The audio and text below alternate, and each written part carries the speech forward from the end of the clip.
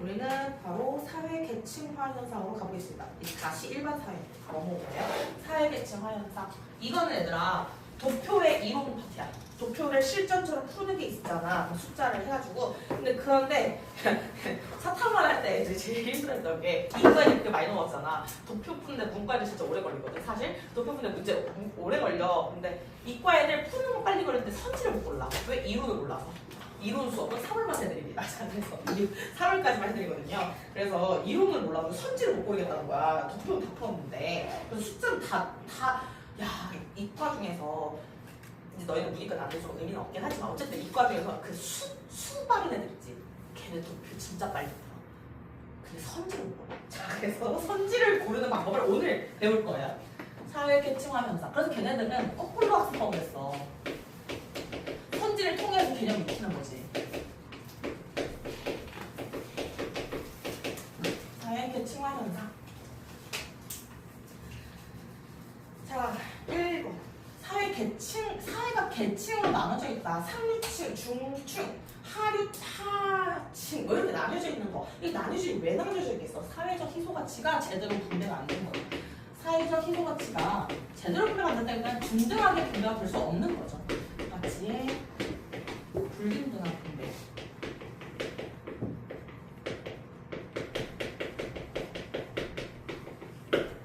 사회적 희소 가치가 불균등하게 분배될 수밖에 없기 때문에 그 상태가 굳어진 거. 그걸 우리는 사회 계층화 현상이라고 합니다. 자, 사회 계층화 현상은요. 어떻게 구분을 짓냐면요. 또 구분이 되거든. 어떻게 구분이 되냐면 계급 이론과 계급 이론과 계층 이론으로 분류된다. 같은 사회 계층화 현상을 보고도 입장이 두 개로 나뉘는 거야. 이건 계급이다. 이건 계층이다. 네, 계층 이론이 뭐 자리 잡았겠죠. 그래서 계층화 현상으로 되는 거고요. 자, 첫 번째 계급 이론부터 배울게요.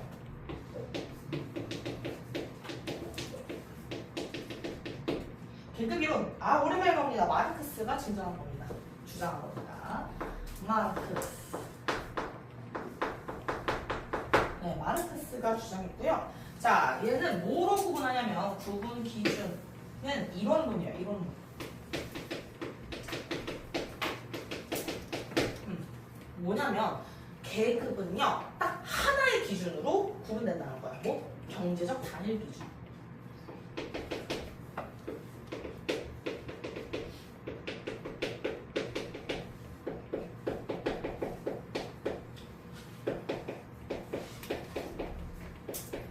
이 사회는 단지 경제적인 이유만으로 구분이 된다라고 보는 거고요. 그 구분 뭐예요? 우리가 배웠었죠. 생산수단 소유형.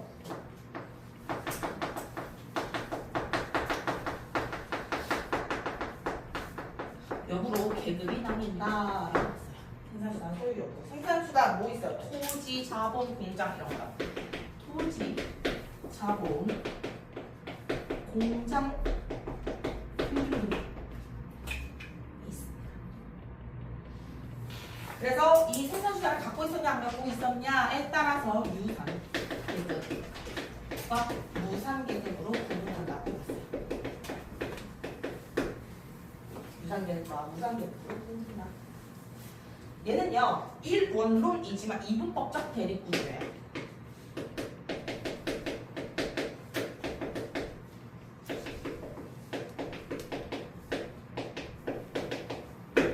이분법적 대립구조입니다.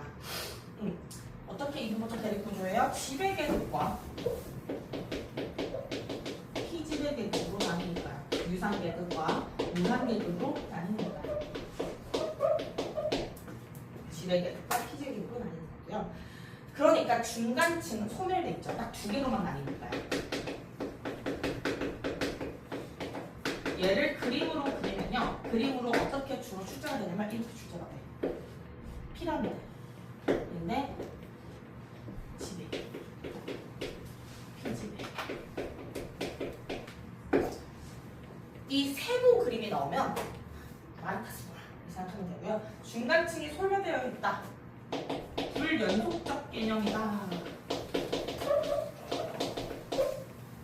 왜 연속적 개념이냐면 내가 아무리 열심히 살아도요 뚝 끊겨 있어요. 생산수단을 갖고 있지 못하면 더 절대 위로 치고 올라갈 수 없다고 보는 게 마르크스였죠.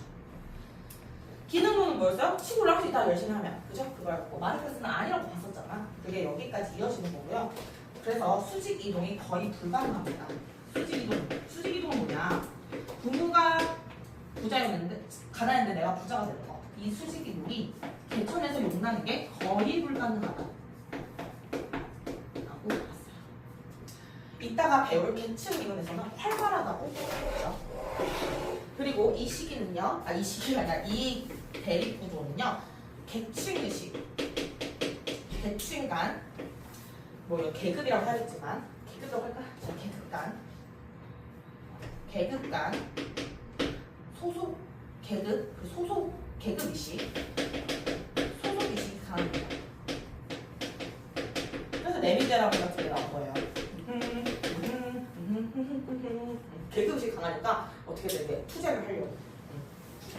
그리고 지배계급도요. 우리 지배계급 하는 소속의식이 강합니다.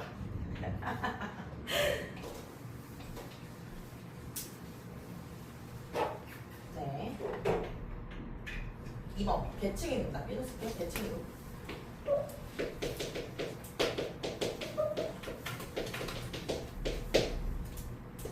계층이론은요. 베버라는 학자가 주장했습니다. 들어보지 있을 것 같은데 베버는요. 제 생각엔 생산자 소유 여부만으로 이 계급이 나눠지는 건 아닌 것 같고요. 다원론입니다. 원인이 다양해요. 다양한 원인, 다원론. 계층이 나뉘는 거는요, 다양해요. 어떻게 해요? 경제적 기준. 이건 인정해요, 마르크스 선배님. 경제적 기준 인정합니다. 근데 이것뿐만 아니라 두 가지가 더 있는 것 같아요. 정치적 기준.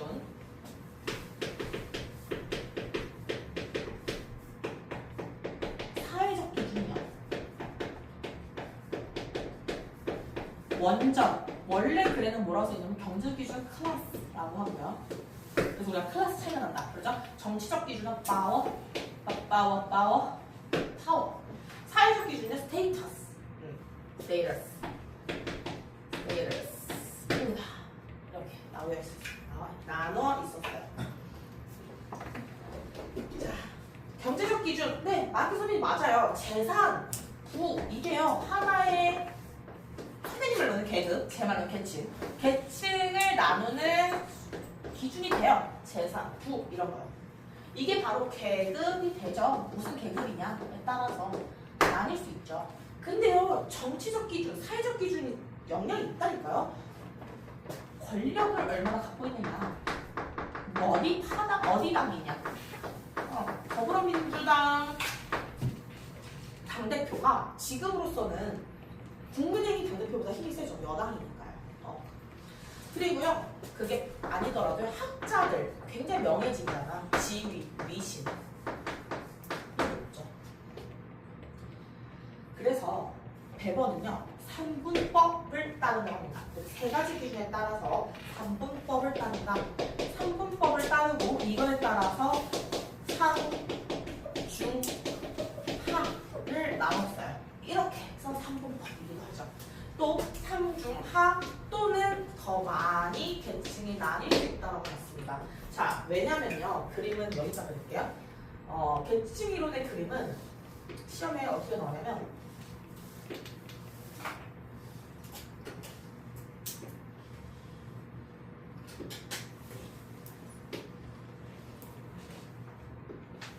이렇게 나와요. 상중적도 아니고 세 가지 기준. 그러니까 내가 경제적으로는 재산이 높지만 정치적으로는 중간, 사회적으로는 하일 수 있죠. 뭐야? 비리 정치. 비리 구의원. 뭐 이 정도면 여기 있겠지. 그런데 그럼 근데 내가 경제적으로, 사회적으로, 정치적으로 다 높을 수 있지. 그러니까 이렇게만 다 높은 사람, 이게 일치하는 사람으로는 3개고 3개 올 월은 3 곱하기 3 곱하기 3. 27가지 경우가 나오네요. 그죠? 올 월 이렇습니다. 자, 계층 구분 기준은요. 계층을 구분하는 기준은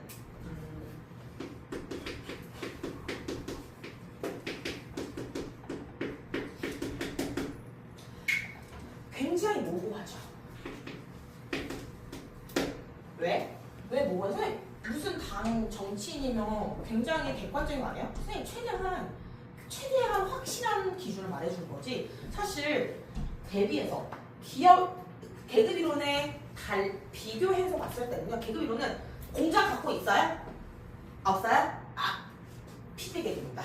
이렇게 딱 나눌 수 있잖아. 혹시 집에 땅이 있어요? 땅? 있어요? 집에 계급입니다. 이렇게 나눌 수 있는데요. 얘는요. 저는 권력이 구의원이면 뭐 저기 국회의원보다는 낮은 거야? 이게 애매하잖아. 애매한 거예요. 모호하기 때문에 자기들끼리도 소속의식이 약합니다.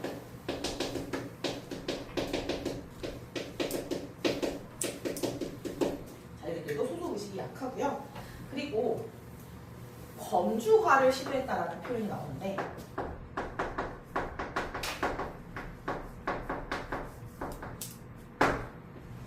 너는 어디 상층이고 이렇게 너는 중층, 너는 하층 이게 되게 애매하잖아. 그러니까 서열적 개념을 쓰는 거야. 딱 없다로 구분한 게 아니라 순서를 매긴 거예요. 그 서열을 매긴 거예요. 서열적 개념이고요. 그러면서 연속적이에요. 일단 서열적 개념을 쓸게요. 그래서 여기까지가 범주화. 그룹을 나누는 거죠. 여기까지가 상층 뭐 이렇게 생각을 하는 거죠. 서열적 개념. 이렇게. 근데 이제 1등부터 꼴등까지 이렇게 순위를 매겨야지. 그래야지 여기까지는 상층 이렇게 될 거 아니에요. 그렇게 범주화를 시도했다는 표현이 여기서 나오고요. 계급 이론을 할 필요도 없지. 생산자가 갖고 있냐 안 갖고 있냐 그냥 나눠버리면 되니까요. 자, 이 디귿 연속적 개념입니다. 자, 저희 불연속적 개념이라고 했었죠. 불연속적 개념이라고 하고 수직이 불가능하다고 했는데 연속적 개념이기 때문에 내가 뭐 하나만 잘하면 하나 올라갈 수 있어요. 그죠? 그러니까 이거는 수직이 되게 활발합니다.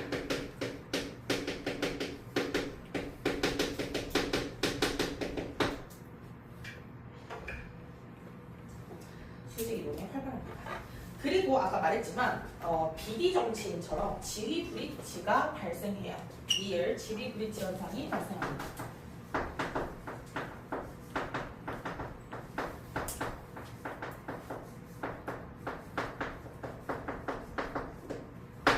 예를 들어서 예시로 가난한 학자, 돈 없는 학자, 또 신은 졸부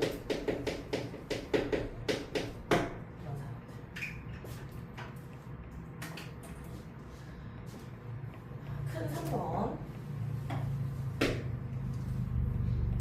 사회 계층화 현상을 보는 관점.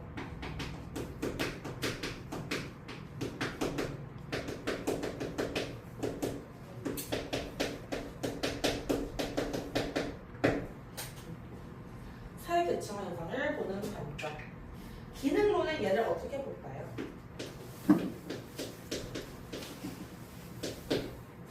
기능론은요, 이 사회에 너무 불편한, 너무 언제 어디서나 있는 현상이다. 보편적이고, 그리고 굉장히 좋게 보겠지. 왜 성취 동기를 자극하는 거야? 내가 상층으로 가기 위한 노력, 그죠? 필수 불가결하다.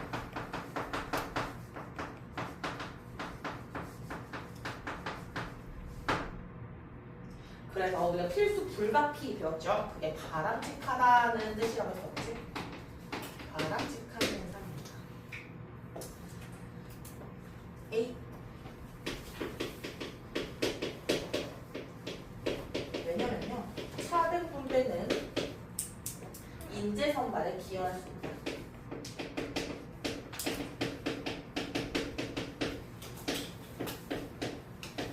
인재 선발에 기여할 수 있고요. 또 차등 분배는 성취 동기를 고취시킨다.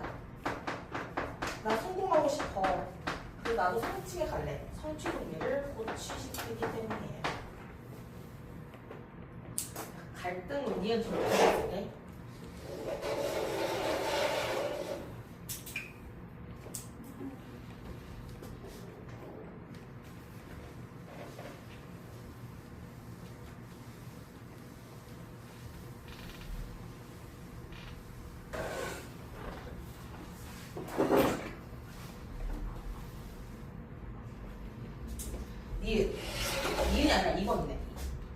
기억이 1번인데? 1번인데 미안하다. 1번. 자, 2번. 갈등론.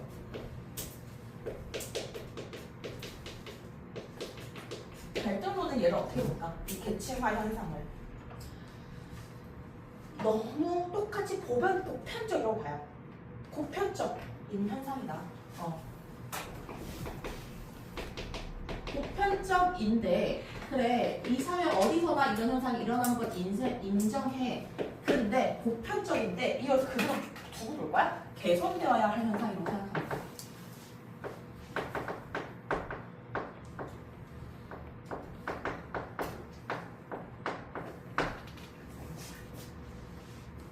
왜냐? 차등 분배는요.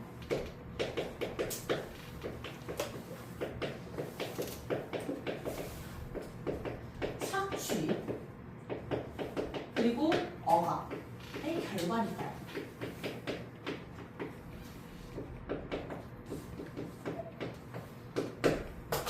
착취와 억압의 결과이기 때문에 빨리 개선돼야 된다고 봐요. 그리고 이 차등 분배는 성취 동기를 저하시킨다고 봅니다.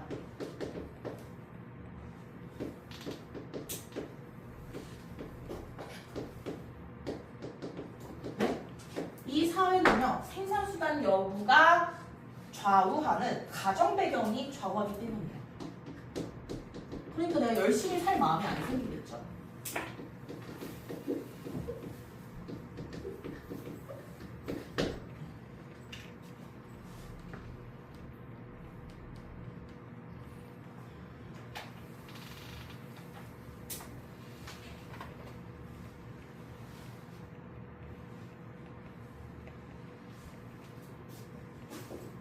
새로운 파트 나올게요. 위에서 쓸까?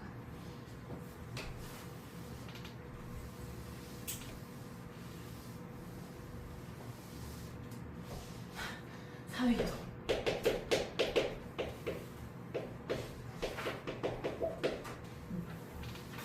이동 방향에 따른 분류.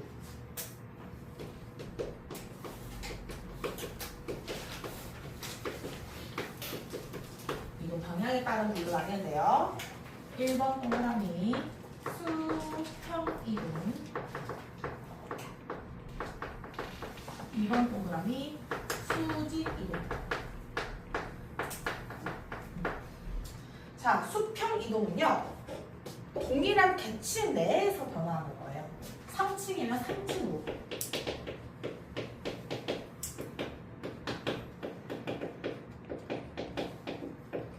동일한 계층 내에서 직업 하는 일, 업무가 변화하는 겁니다. 자, 수직 이동은요, 서로 다른 계층 간 이동합니다. 서로 다른 계층.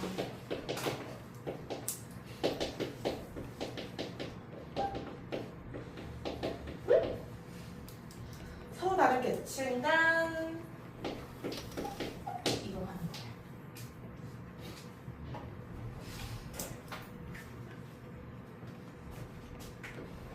그래서 얘는 상승 이동이 있고요, 하강 이동이 있습니다.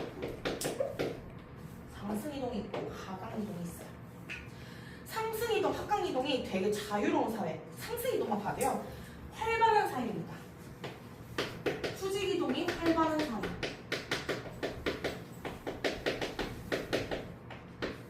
또 활발하지 않은 사회, 비활발한 사회로 나뉘죠. 수직 이동이 활발하냐, 비활발하냐.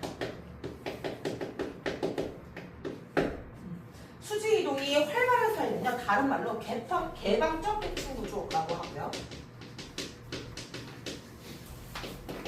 비활발한 사회는 폐쇄적 계층 구조라고 해요.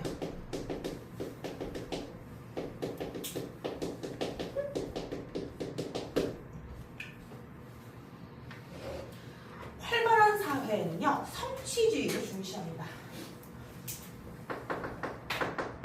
우리가 성취주의, 귀속주의 배웠죠? 성취주의를 중시하고요. 비활발한 사회는 귀속 지위를 중시해요. 너 무슨 때감지 셋째 딸 아니냐? 이런 거. 자, 이동 범위에 따른 분류를 한번 보겠습니다.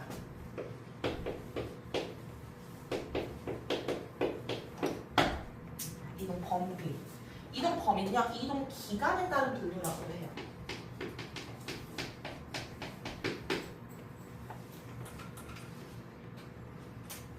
세대 내 이동이 있고요, 세대 간 이동이 있습니다.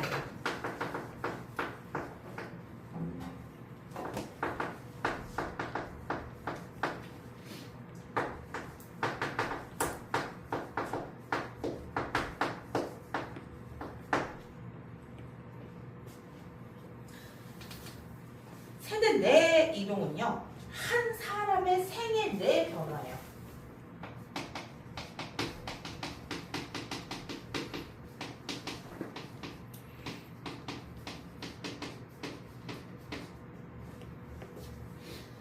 내가 원래 부자가 아니었는데 돈을 열심히 벌었더니 그냥 부자가 된 거예요. 아니면 내가 원래 부자였는데 망한 거지. 이런 것들. 그 사람 생애에서 일어난 거고요. 이거는 수평 그리고 수직 둘 다 되죠.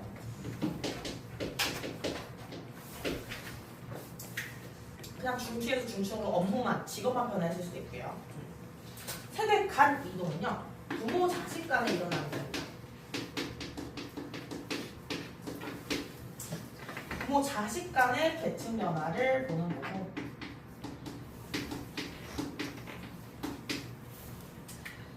이것은 수평은 없습니다. 왜냐면 수평은 없고 그냥 세습했다고 해요. 계층을 세습했다. 근데 수직 이동이 있죠.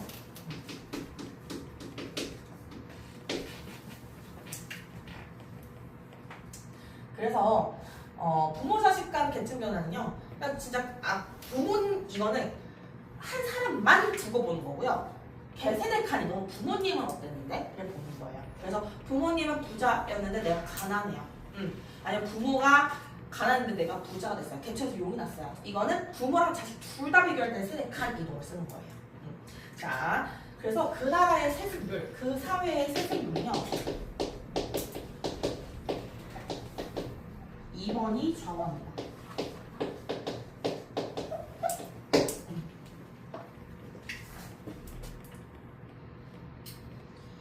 3번 이동 원인.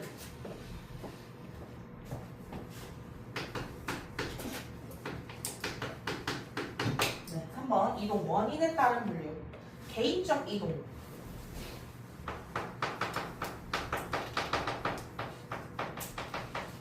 2번 구조적 이동이 있습니다. 개인적 이동은요, 내 노력으로, 내 능력으로 변하는 거예요.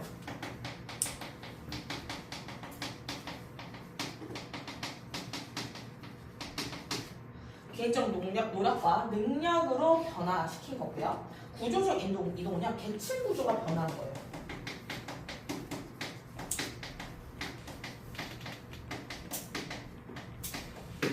자, 계층 구조가 어떻게 변화했을까? 전쟁이 나서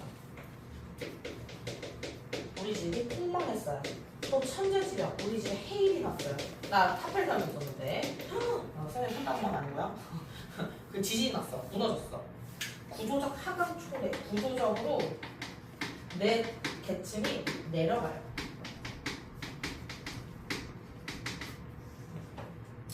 또 경기가 폭망했어. IMF 같은 거. IMF 직전이 경기 호황이었어요. 경기 불황, 경기 호황. IMF 같이. 정말 많은 집이 대기업을 다니고 있었는데 망했어요. IMF 등 경기 침체 현상이 하강을 초래합니다.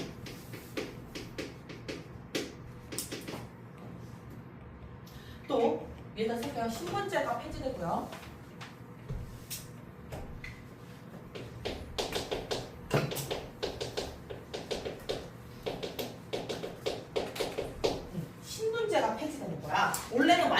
하층형인데 그리고 노예가 해당돼요.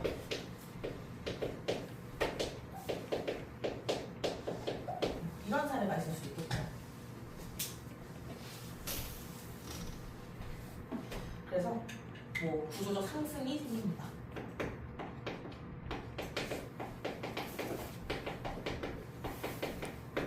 구조적으로 상승해버려요. 내가 노력하지 않았지만 사회가 그렇게 만드는 거야.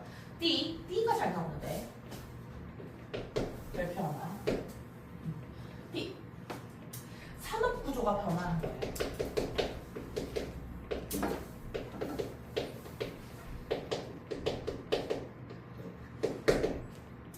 산업 구조가 변화해서요. 어떻게 고도화되는 거죠. 산업 구조가 고도화돼서 1차 산업 비중이 많은 사회였다가 2차에서 3차 산업이 더 높은 사회로 갑니다.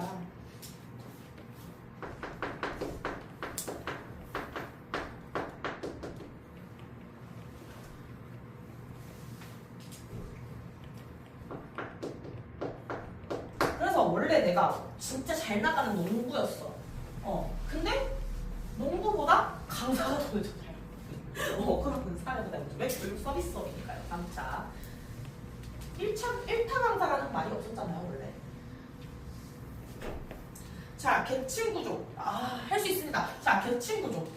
나만 끝내면 되는 거 아니야? 너의 필기 언제 끝난지는 포함되지 않는 거잖아. 자, 계층 구조.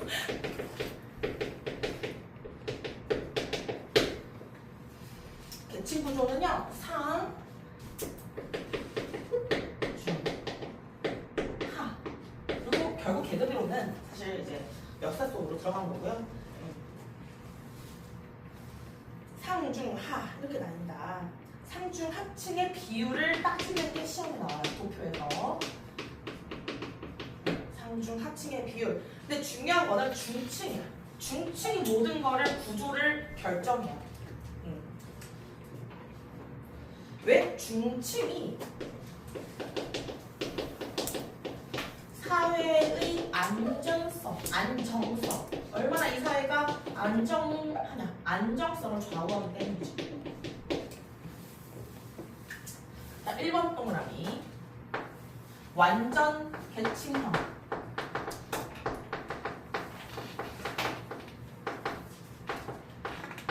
완전 계층형은요, 어떻게 생겼냐면, 이렇게 생긴 거야. 일자.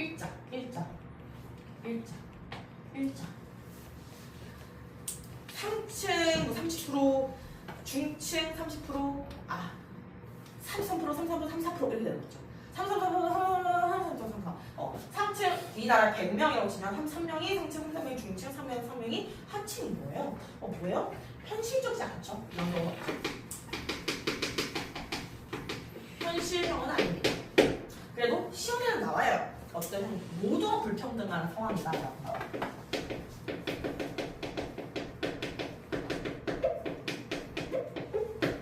모두가 불평등함을 느낀다. 완전 계층형. 자, 시험에 주로 나오는 건요, 부분계층형입니다. 우리가 부분계층형이라는 이름을 외울 필요가 없어. 뭘 외우면 되냐면, 얘는 이렇게 생긴 거야. 뭐로 기억해주면 되니까 피라미드형이다로만 기억해주면 돼요. 상층이 제일 적고, 중층이 중간이고, 하층이 제일 많은 형태. 주로 농업사회에서 이런 형태가 일어납니다.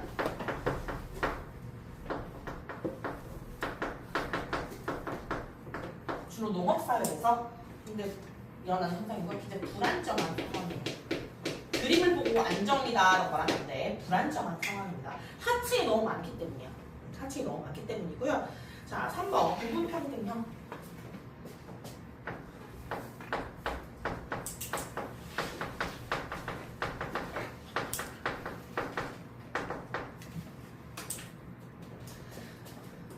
써줄까? 완전 평등형. 여기까지 하고 끝낼게. 완전 평등형.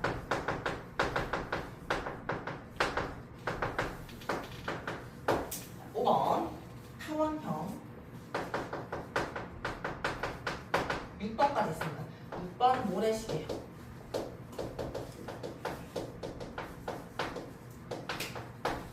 자, 부분평등형은요. 어떻게 생긴 거냐면 이렇게 생긴 거예요. 그래서 얘도 부분평등형이라고 외울 필요 없어요. 우리는요 문제 풀 때 다이아몬드형이다 라고 문제를 풀 거예요. 다이아몬드형. 주로 산업사회에서 일어나는 모습이에요. 그러니까 중층이 제일 많죠. 모든 나라는 중산층이 딱 버티고 있는 사회가 되게 좋은 사회야. 중산층 주로 산업사회고 이거를 안정적인 상황이다. 안정적 형태다라고 하고요. 자, 완전 평등형은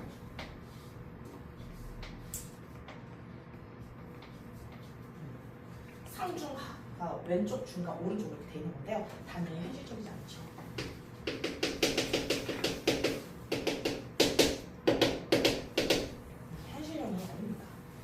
이거는 마르크스가 원했던 n분의 1이 균등 분배되는 사회.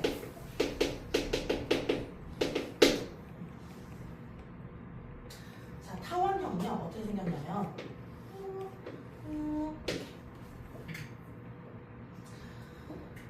이거는 정보사회의 낙관자.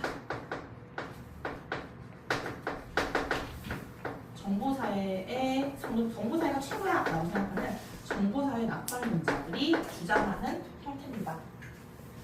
중층이 80% 이상이 될 때, 다이아몬드가 79%까지야. 중층이 80%보다 타원형이라고 하거든. 중층이 80% 이상이 됐을 때,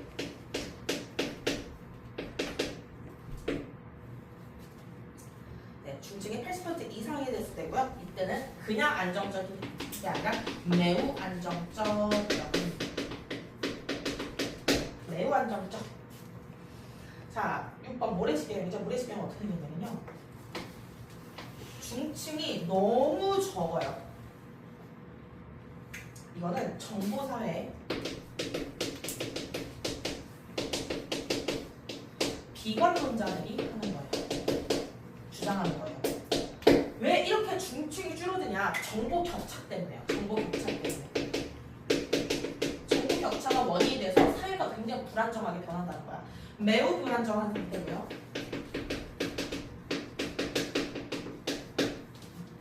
양극화가 되어 있죠. 양쪽으로. 우리 하나만 더 할래? 얘들아, 좀 듣는 게 뭐가 중요하지? 난 돈 더 받는 것도 아닌데. 자, 5번 세습관 유동도표. 여기까지 해야지. 얘들아, 그래서 어디까지 배웠다고 하면 되냐면, 혹시 선생님이랑 수업을 하고 3번 모의고사까지 했는데 나는 독학 죽어 못하겠다. 난 독학 못하겠고 학원을 다녀야겠다. 김진 선생님 미안하지만 저 6월에 못 들어갈 것 같아요. 내가 어쩔 수 없어요. 니네 인생이 더 중요한 거야. 만약에 얘들아, 요새 정규반 못 열렸잖아요. 안 열렸잖아요. 자, 정규반 안 열렸고 그러면 난 다른 학원을 찾아가겠다. 어제 목동 사관학원 이런 데 있잖아. 그럼 어디까지 배웠다라고 말을 하는 게 뭐냐면 세대간 이동도표를 풀기 직전까지 갔다 오는데 알겠지? 나 풀기 직전까지 갔다. 풀기 직전까지 갔고 그림 어떻게 그리는 것까지 봤다까지 하면 되고 실제로 풀어보지 못했다고 해. 근데 3월 모의사 대리는 해서 풀기 했다고. 들어온 애들은 도표까지 풀 줄 안다고 하면 되고 3월 모의사 안 들어올 거면 도표 풀 줄 모른다고 하면 돼. 알겠지? 응. 근데 계층구조는 다 배웠다 라고 하면 돼. 알겠지? 뭐라고? 계층구조 저 다 배웠고요. 계층구조 뒤부터 배우면 돼요 라고 하면 된다고. 알겠지? 3월 모의사 때는 도표를 풀게요. 자, 오늘 이론이니까 도표 이론까지 배웠다고 해서 잘 헷갈리면 도표 이론까지. 자, 우물정자 하나만 그릴게요. 우물정자. 보통 도표를 딱 나오면 도표의 위에 부모라고 쓰고 내가 부모라고 쓸 거고 밑에 자녀예요. 왼쪽이 자녀. 자, 그래서 지금은 첨단이니까 상중하 다 적어줄게. 보통 도표할 때는 시읒, 지읒, 키음을 씁니다. 상중하고요. 항상 기억해. 도표는요, 100을 채우는 스토프 같은 거예요. 스토프가 아니고 퍼즐 같은 거야. 알겠지? 100을 채워야 되고요. 우리 지금은 그냥 하는 거니까 그냥 할게. 오늘은 숫자를 직접 넣진 않고 그냥 상징적으로 1, 2, 3, 4, 5, 6, 7, 8, 9, A, B, C, D, E, F.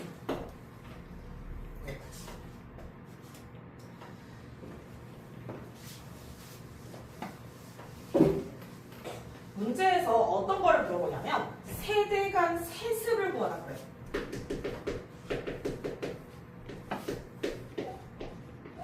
자, 세습은요. 부모가 상층이었는데 자녀도 상층인 거지. 그지? 부모가 중층이었는데 자녀도 중층. 부모가 하층이었는데 자녀도 하층. 즉, 세습 비율을 구하라 그러냐면 일직선에 있는 숫자를 더하면 됩니다. 그래서 1, 5, 9를 말하는 거예요. 그 다음에 또 뭐 물어보냐면 세대 간 상승. 이동에 대해서 물어봅니다. 이동 문제 설명해주자면 부모가 중층인데 아이가 상층이 되었겠죠. 부모가 하층인데 아이가 상층이 된 거. 부모가 하층인데 자녀는 중층이 된 거. 부모가 상층인데 상층은 아니죠. 부모가 중층인데 중층이면 빼야겠죠. 부모가 상층인데 중층이 된 거는 하강이동이죠. 자, 그렇기 때문에 세습 비율 선을 기준으로 오른쪽 세모를 더하면 됩니다. 이게 바로 상승이동이에요.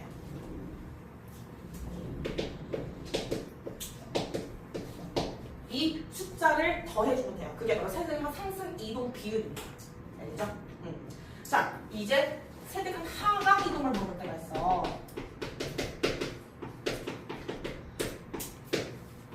세대간 하강 이동은요.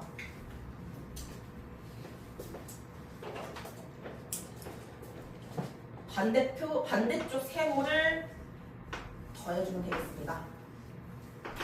4, 7, 8이요. 자, 그리고 뭘 또 물어보냐면요. 부모의 세습 그리고 가난의 배불림을 물어봐요. 자, 부의 세습은요 1입니다.